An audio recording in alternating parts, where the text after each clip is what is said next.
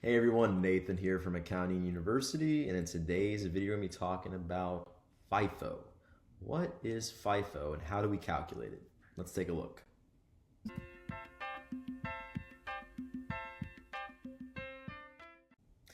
All right, so FIFO. What does that even mean, really? Let me get rid of this ad here. So FIFO in a nutshell just means first in, first out. So I'll type that here. So first in, first out, meaning that your oldest units, so your first units to go into your inventory, are the first to leave when you make a sale. It's really that simple. So your oldest units are the first to leave when you make a sale. I always like to use the analogy of groceries because it's really relatable. Now, it's really simple to understand when it comes to stuff that you do in your everyday life. So let's say that you're making dinner, right? You go to the store and you get some tomatoes to make some sort of sauce, right? And you go home and you're about to cook and use the fresh tomatoes that you just bought from the store to make the sauce. When you open your fridge though, you see that there is a tomato you had from last week that you hadn't used yet. So would it be better to use the tomato you hadn't used yet or the fresh tomatoes that you just bought? It'd be better to use the older tomato so you can make sure you use it before it goes bad.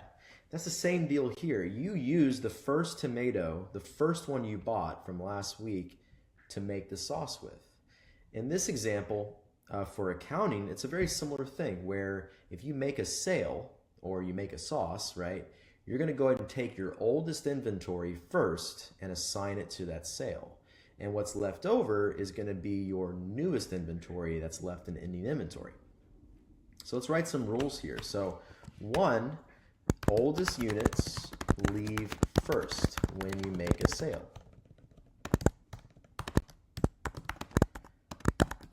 Another really good important part is that of FIFO is if, or I'll say it like this, your newest units, so your newest purchases, are left in ending inventory. If prices are rising, and you'll understand this in a sec when we do our example, but if prices are rising, this is going to mean that your newest inventory, or let me put it like this, sorry. If prices are rising, that means that your income, right, your cost of goods sold and your income, so your cost of goods sold is going to be low.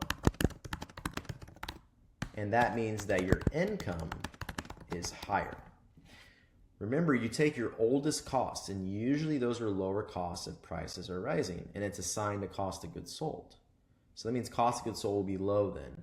And if your costs are low, that means your income will be higher. And if your income is higher, that means your taxes are higher.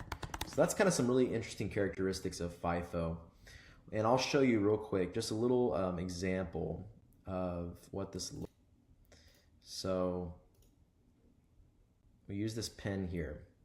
Now, let's say, actually, no, I'll show you my next one here. So let's go jump over to this board and you'll see an example. So here we have our dates, the units that we purchased, the cost of each unit, and the total cost that you get from that. Now let's say this. Let's say that you sell, we'll say we sell 75 units, okay?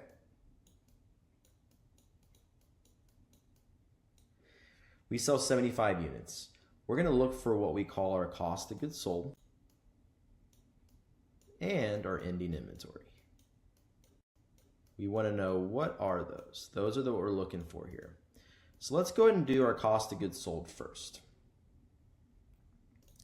What we're going to do is, we know we sold 75 units. So it's FIFO, right? First in, first out. So we take our oldest units first and assign to cost of goods sold.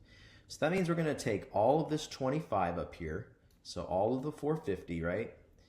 Now we're down to 50 units left, right? Because we had 75 we sold, but we just took 25 right here. So now we're down to 50 units we have to account for. So if we have 50, we can take all of this 32 here. So if we took all 32, now we're down to 18 units that we have to account for. And look at that, it actually matches up very nicely. So we're gonna take all of this, and this part will be left over at the end. So let's go ahead and add up these numbers. This will be our cost of goods sold because we took them from all these 3 batches. So if we add them up here, we do 450 plus 384 plus 396. And you get 1230. So our cost of goods sold will be 1,230. And our ending inventory is easy because it's that last batch that's remaining on December 7th for 40 units. And you get a total cost of $1,000. And that is it.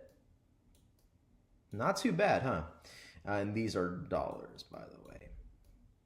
So that in a nutshell is how you do FIFO. Once again, it's first in, first out. You take your oldest units first from your inventory, and then you take those and you assign the cost of goods sold. Whatever's left over is your ending inventory, as you see here. And make sure you rewind the video to the very first because all those different rules of FIFO will be tested. It's very important to have those. So hopefully this video is helpful. Thanks for watching, and I'll see you in the next video.